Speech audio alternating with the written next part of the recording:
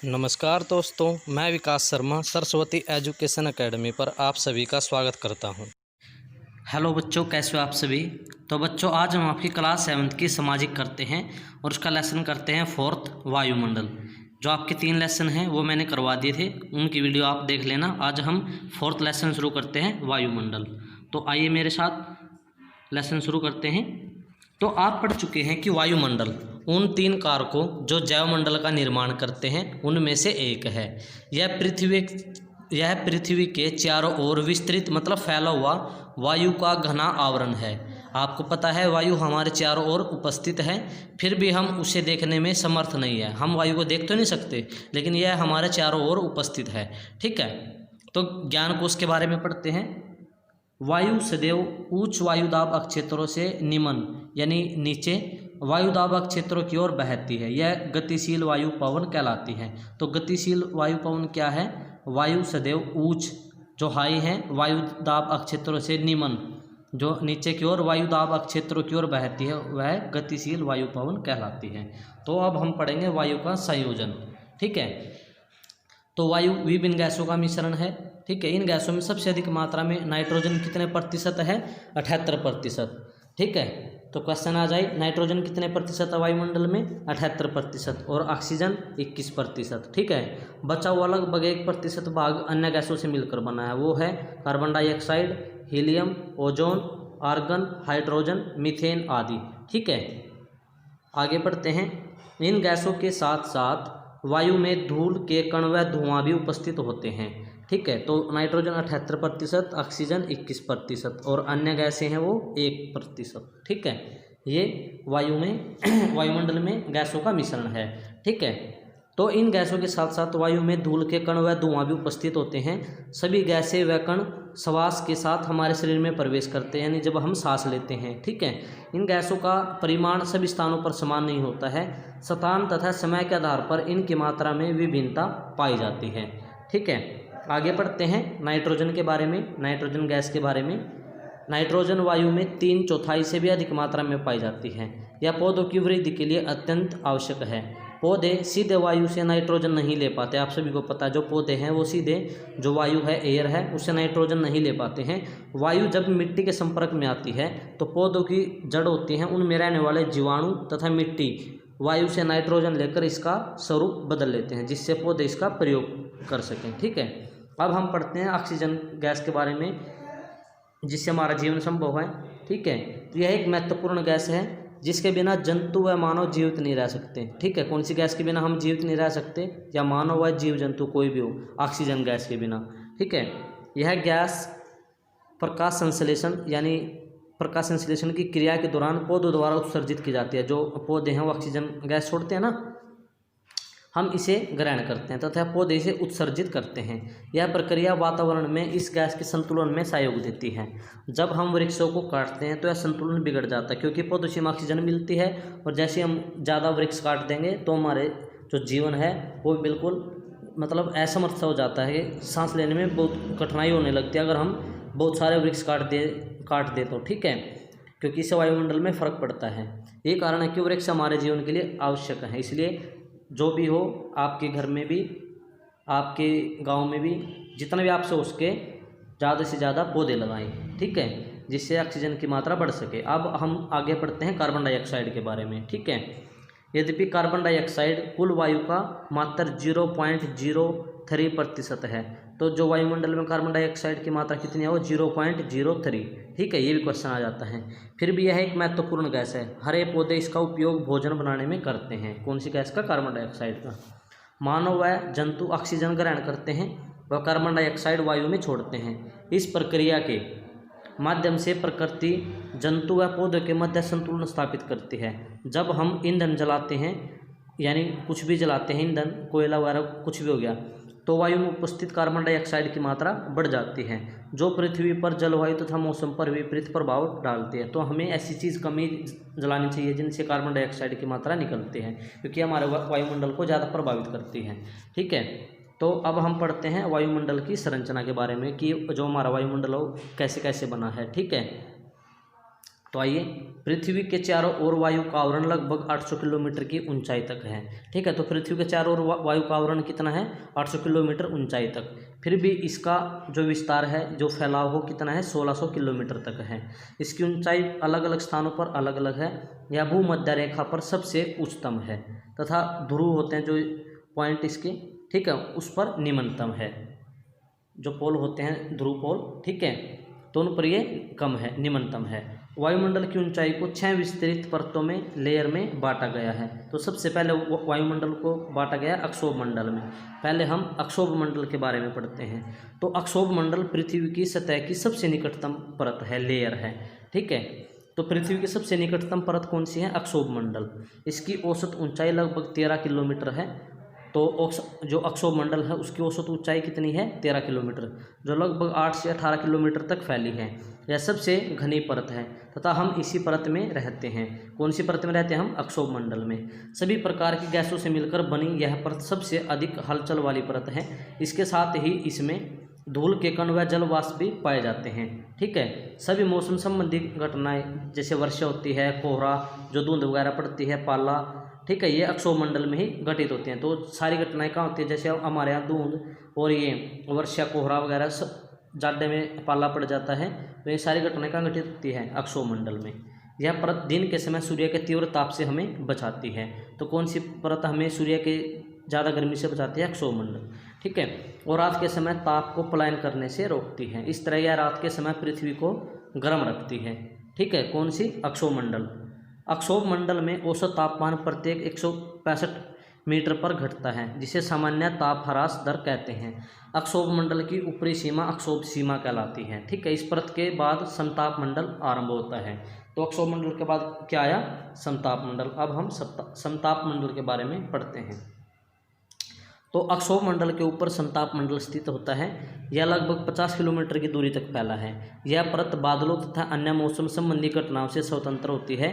कहा जा सकता है कि यह वायु की साफ व शांत परत है। यहाँ का तापमान 40 डिग्री सेंटीग्रेड तक पहुँचता है। ये कारण है कि हवाई जहाज़ों द्वारा इस परत का प्रयोग किया जाता है। तो हवाई जहाज़ों द्वारा किस परत का प्रयोग किया जाता है? समताप मंडल।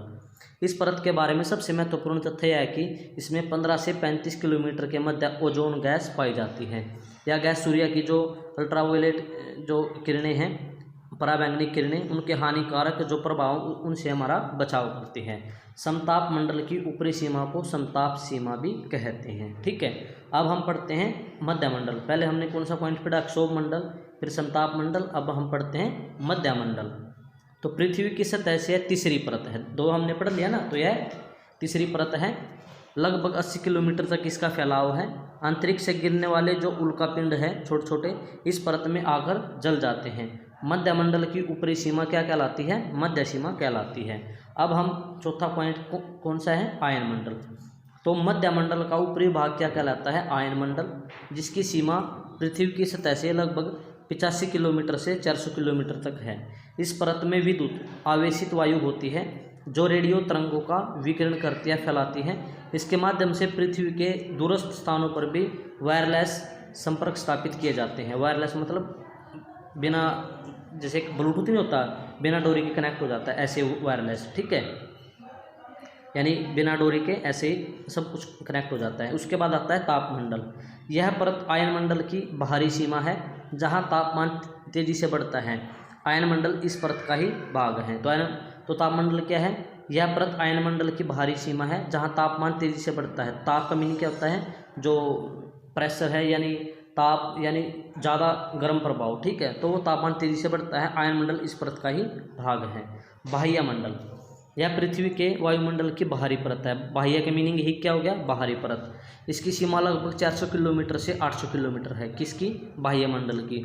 और यह वायुमंडल की ऊपरी सीमा निर्मित करती है, जहाँ यह धीरे धीरे अंतरिक्ष में मिल जाती है। वायु की तीव्रता यहाँ बहुत ही कम होती है। इसी परत में मानव निर्मित उपग्रह पृथ्वी की परिक्रमा करते हैं। मौसम व जलवायु, किसी स्थान की समय विशेष पर वायुमंडल की स्थिति मौसम कहलाती है, जबकि किसी स्थान की एक लंबे समय जैसे महीने, ऋतु या वर्ष तक की वायुमंडल की औसत स्थिति जलवायु कहलाती है। ठीक है, यह मौसम की एक संपूर्ण मात्रा है। इसके विस्तार में भी समानता है। मौसम किसी स्थान विशेष की जैसे वायुमंडलीय स्थिति को दर्शाता है, जबकि जलवायु किसी विशाल क्षेत्र जैसे कस्बा, राज्य, क्षेत्र या देश की वायुमंडलीय स्थिति को दर्शाता है।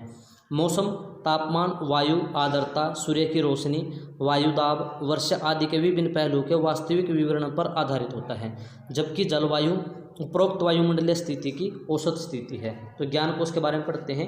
दिल्ली की जलवायु समशीतोष्ण है, ठीक है। दक्षिण भारत की जलवायु सम है। संपूर्ण भारत की जलवायु मानसूनी है, वर्षा वाली। इस तरह भारत में विभिन्न प्रकार की जलवायु देखने को मिलती है, अलग अलग तरह के, कहीं ज़्यादा गर्मी, कहीं सर्दी, कहीं ज़्यादा वर्षा होती है, कहीं कम, है ना। तो ऐसी ऐसी जलवायु देखने को मिलती है।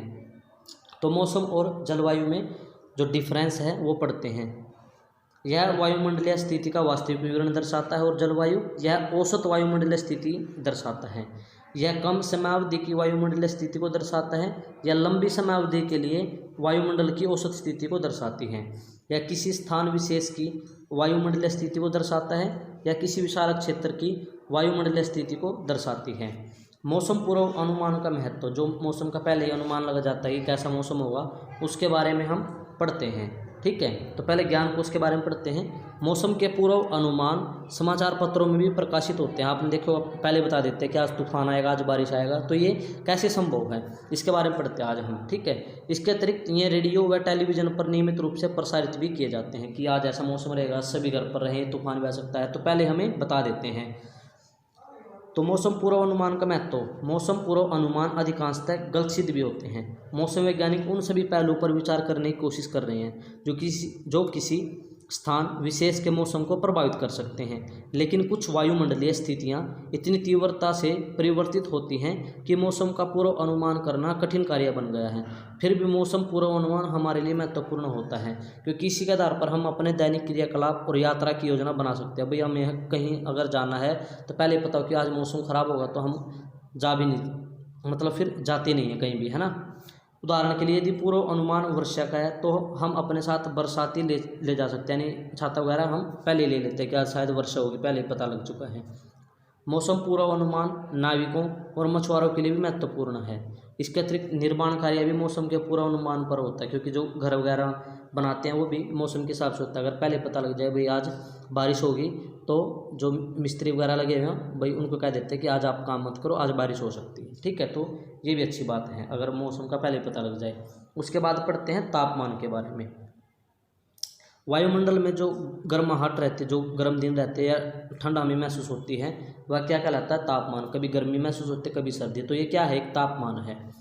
अनंत है तापमान ताप का माप है, क्योंकि मौसम सदैव परिवर्तित होता रहता है, मतलब हर दिन यानी कुछ ही घंटे में चेंज हो जाता है ना, तो वह तापमान भी परिवर्तित होता रहता है। हम प्रत्येक मौसम दिन व घंटे में तापमान में विभिन्नता पा सकते हैं, यानी हर एक घंटे में कुछ ना कुछ मौसम में परिवर्तन होता ही रहता है। हम दिन के तापमान व रात के तापमान में विशेष अंतर पा सकते हैं। दिन में कैसा तापमान रहता है, रात को कैसा, आप भी महसूस कर सकते हो। इस प्रकार दिन रात से गर्म होते हैं और शीत ऋतु ग्रीष्म ऋतु से ठंडी होती है, ठीक है। आगे पढ़ते हैं। पृथ्वी पर ताप का मुख्य स्रोत क्या है, सूर्य है। सूर्य से तो कभी गर्मी होती है, कभी ठंडी, है ना। अगर धूप कम हो जाए तो ठंड रहेगी, ज़्यादा हो जाए तो गर्मी होगी। तो यह सब किससे है, सूर्य से। सूर्य क्या, एक आग का गर्म गोला है जिसका ताप जो गर्माहट है उसमें कितने 6000 डिग्री सेंटीग्रेड है। हमें सूर्य के ताप का एक लघु यानी एक छोटा अंश ही प्राप्त होता है।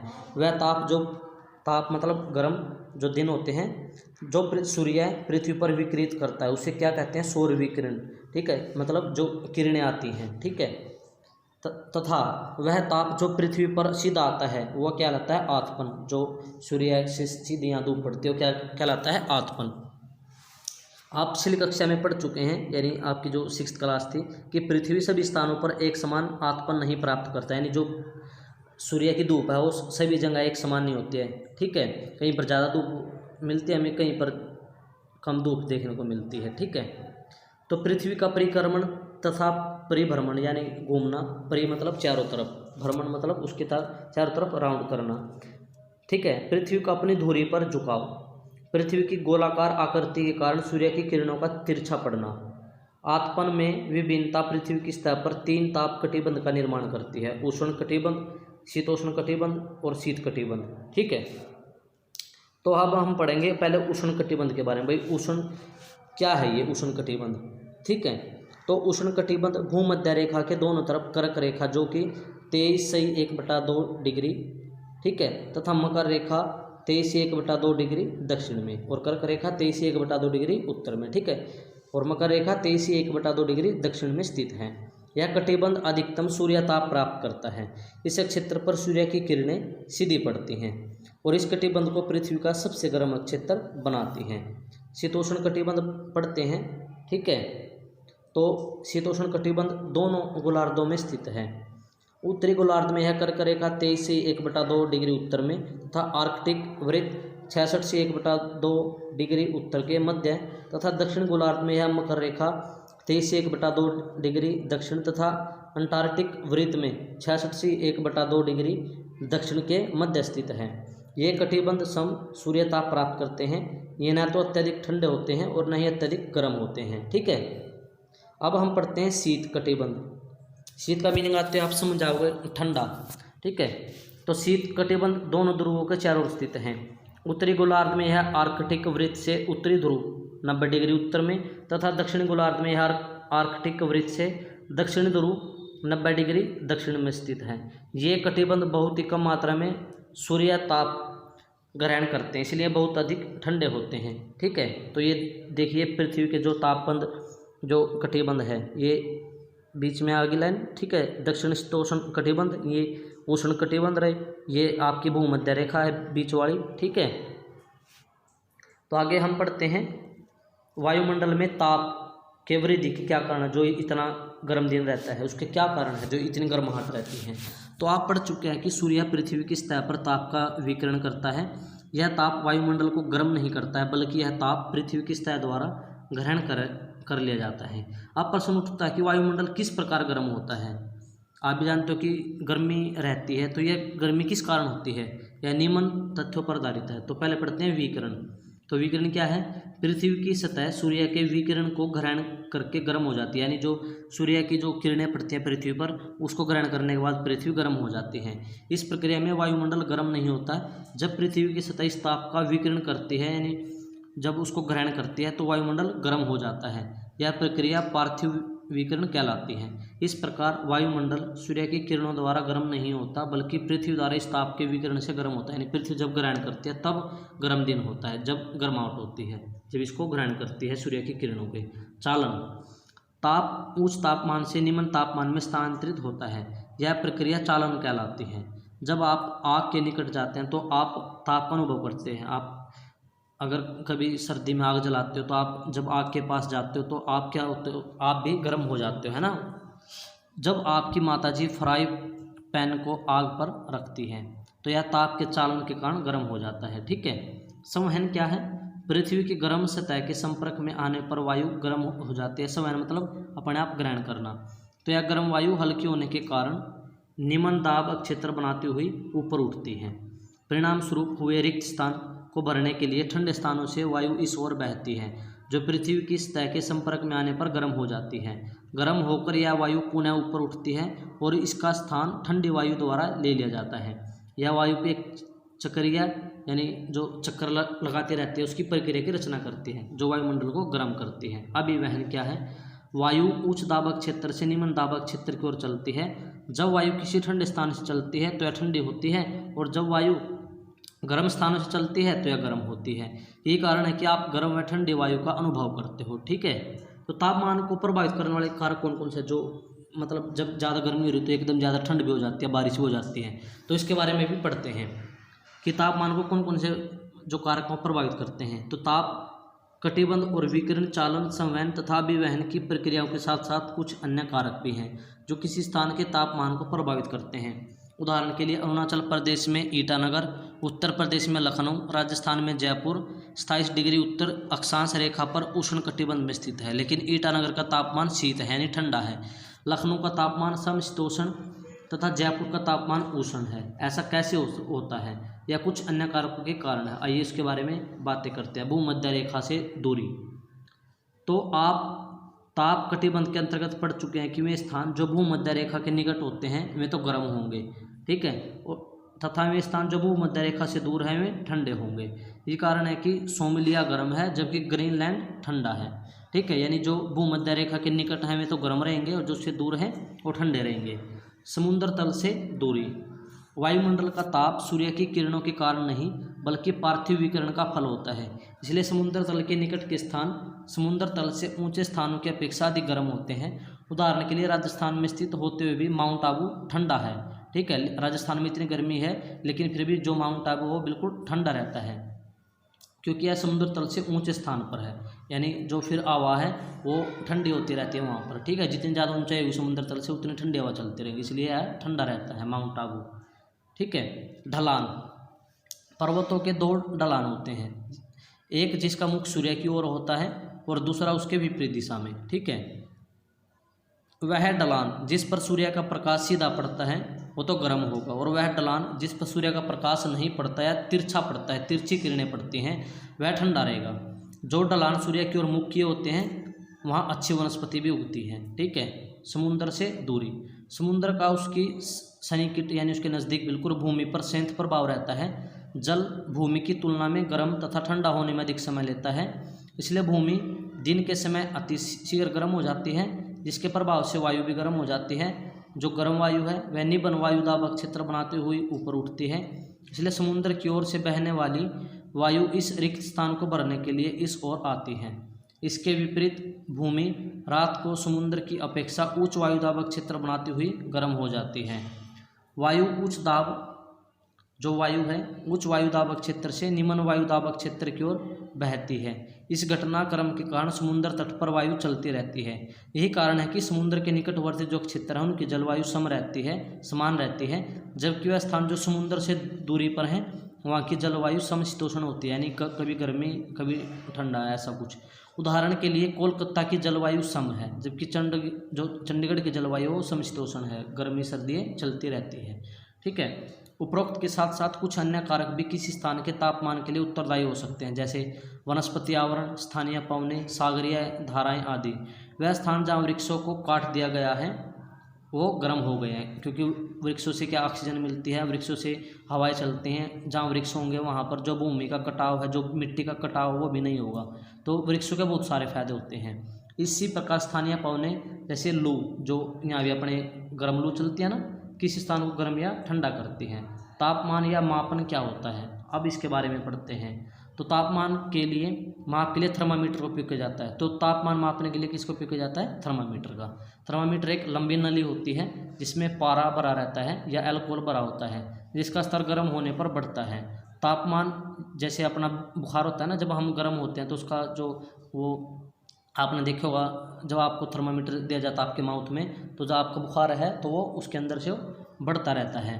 तापमान मापने के दो पैमाने होते हैं, फ़ारेनहाइट पैमाना तथा सेल्सियस पैमाना। जब डॉक्टर आपको कहता है कि आपको कितने सेल्सियस, आप पूछते हो ना कि मुझे कितना बुखार है, तो कहेगा आपको 102 डिग्री सेल्सियस आपका तापमान है शरीर का, है ना। लेकिन ये दो चीज़ होती हैं, फ़ारेनहाइट पैमाना और सेल्सियस पैमाना। फ़ारेनहाइट पैमाने का आविष्कार डैनियल फ़ारेनहाइट ने किया 1710 में, जबकि सेल्सियस पैमाने का आविष्कार ये किया है एंडर्स सेल्सियस द्वारा 1742 में। हम फ़ारेनहाइट को सेल्सियस में निम्न सूत्र द्वारा परिवर्तित कर सकते हैं। ये देखिए, ये इसका सूत्र है।